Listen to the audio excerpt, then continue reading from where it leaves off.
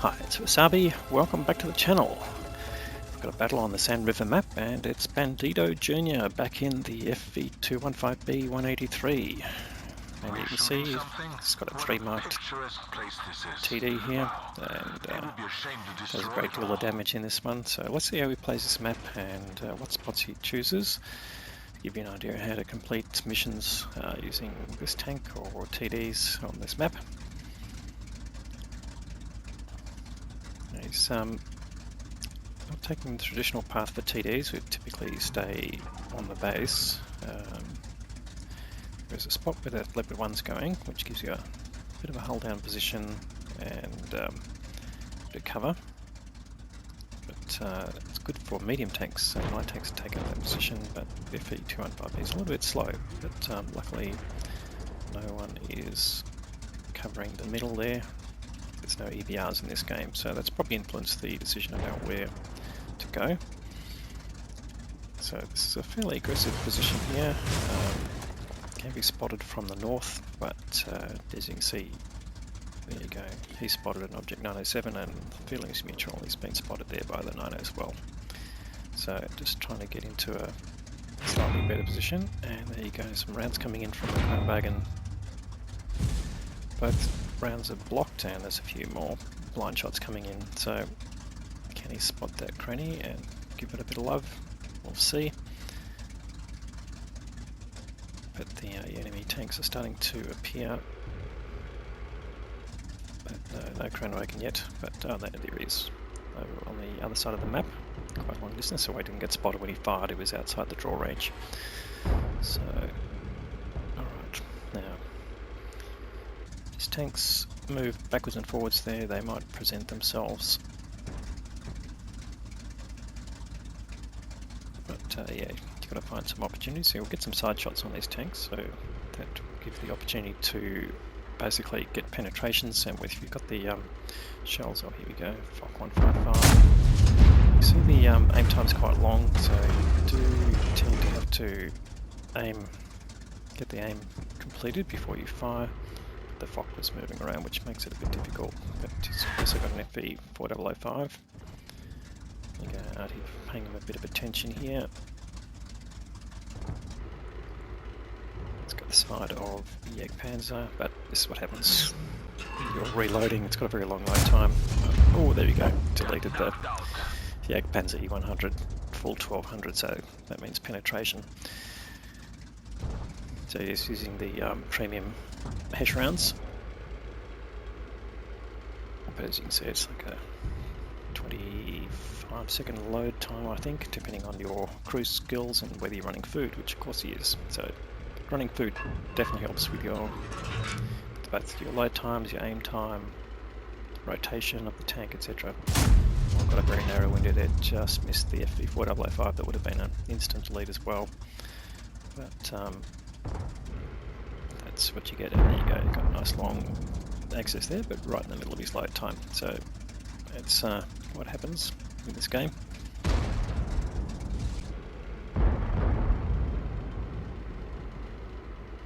Anyway, it's got the opportunity. This team has dropped a couple of tanks there, but they're pushing back the enemy in the north, which is good. That gives Bandito Jr. more opportunity to get another kill or do some damage.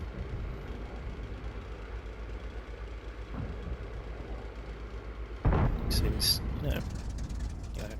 this hold down position here, well, hold down in relation to the north side, I should say, so not getting exposed to the tanks there. And the Kronwagen, he sits still, just went over his top of his tank.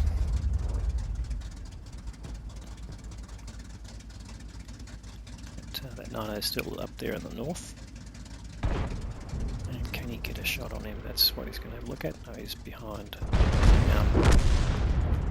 the sand dunes there, so no shot offering. So it comes back to focus there. So you can see what this position does. Gives you access to different parts of the map. Well, he's been spotted now. Batchat 25T, and he does send Kronwagen back to the garage, but only picking up a few hit points there. 81 to be precise. So that Batchat, yeah, becoming a bit predatory there, and there are 2 bat chats on the enemy side, so that's potentially one doing the spotting and one doing the shooting there. So he can take a little bit of damage there, but he's got plenty of hit points, so no problem there. Gets a nice shot on the VZ-55, but not a full penetration, so it doesn't get to send him back to the garage. There you go, there's one of the bat chats there.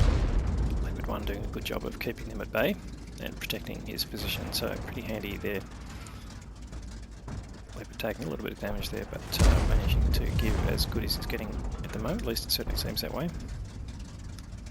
So coming up here now, can he get a bead on the 907 or in fact the bat chat?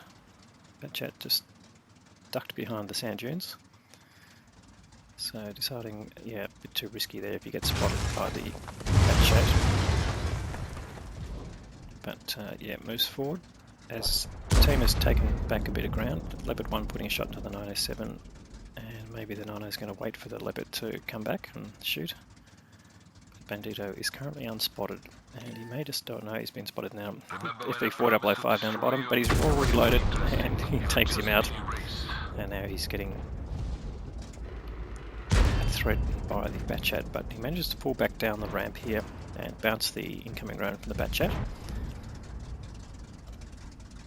So it was a bit fortunate there, but he's still got the Leopard 1 there for company, and that's pretty handy. So again, when you're moving around the map, you've just got to assess your options. Are you supported where you are? Do you have an escape plan? Can you get your tank out if you're being pushed? Like, you have the speed to get back, and you know, these are all considerations you have to have in terms of choosing your position on the map. And you get lit there, so what was that by? Could have been the 90, but more likely it was the bat chat. And there you go, there's the bat chat in the bush there. It's been spotted.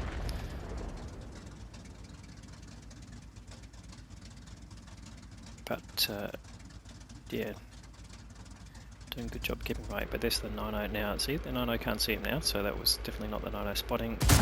And he sends the 90 back to the garage there. So you got a fairly slow shell velocity on this shell, just around 800 meters per second. But when the enemy is not really moving laterally a great deal, you've got a much better chance of hitting them. I just saw the traces there. It looks like the arty they've got is in the north. They've got just one arty per side left on the enemy side. This team's starting to take control here. They've got 2 tanks up. Oh, here we go, potential to get a shot on the bat chat. He should be spotted, but not the one. He sends the bat chat back to the garage there. So 5 kills now to Bandito Jr. Definitely making his mark on the game, and he's just ticked over 5k of damage.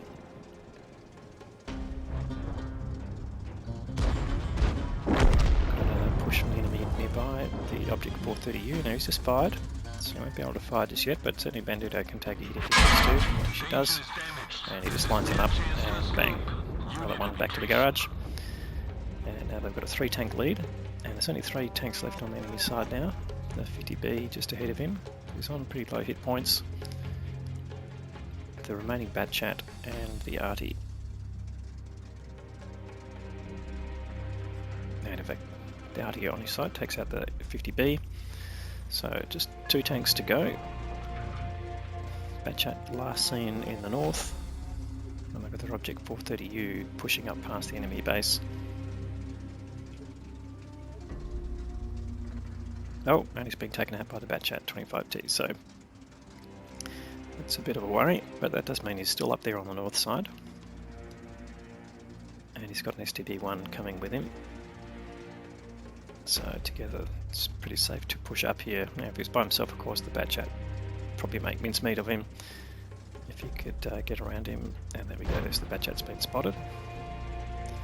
Can you get a shot on him? No, he's already back up behind the hills there. But remember, the arty is up there as well. As we saw the traces there, and he's most likely still in the same position. So there's 2 guns up there. So it's not just a matter of pushing in blindly. But everyone's coming in on this position. That's good teamwork here. The 155 is pushing up on the 0 line. He's got the STB with him, and he can cover the middle. And in fact, it looks like the Focus 5 has found the Batchat. Batchat deciding not to take on the Fox. He's probably covering the access through the top there. He's probably going to go and try and shoot the artillery, and we see the Object 261 moving down, but he's heading towards the STB-1, and no problem, both have been taken out now. That is the end of the game. Let's go and have a look at the detail. Okay, 7 kills, gives you the top gun, 6.5k of damage, and that's the high caliber award for the most damage, and just a small amount of assisted damage there, so works out just about 6.9 combined, but that will keep up your MOE score. Anyway, team score, let's see how it goes. Whoops. Finished on top with both damage and experience, 1134 base, and that's giving him the Ace Tanker Mastery Badge.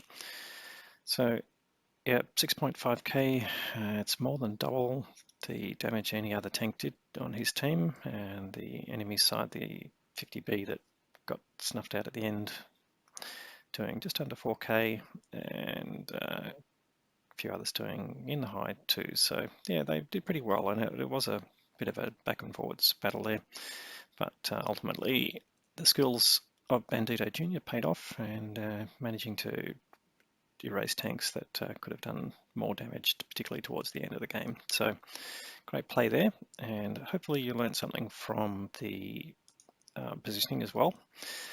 Now, what does it cost to run this tank? Now, of course, this is a real war tank. You can't get it anymore. You had to have had it in your garage when the Badger came out and got replaced, so you end up with this tank, or you got it through the black market, and it might have cost you 25 million credits, I think, from memory. Anyway, shots fired 11, they're quite expensive shells. That'll show in the costs, but 8 direct hits, 5 of those were penetrations, and 4 giving splash damage. We saw basically the different damage you got from each shell. That gives you an idea of whether it penetrated or not. Alright, did receive some hits, but he had plenty of hit points to keep him going, and that's an important part of how you play the game as well, managing to keep your health through the game.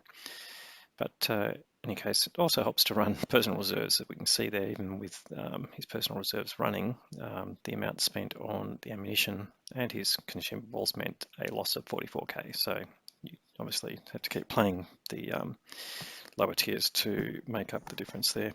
Anyway, another great game there from Bandito Jr. He's definitely an ace in the FE 512-215B 183, otherwise known as Death Star. He's got a few aces up his sleeve in that particular tank, and as you can see, 3 mark shows his consistent damage there as well. So anyway, hope you liked the video. If you did, please give it a thumbs up. If you haven't subscribed already, please consider doing that. We'll have more great content to follow. Thanks very much for watching.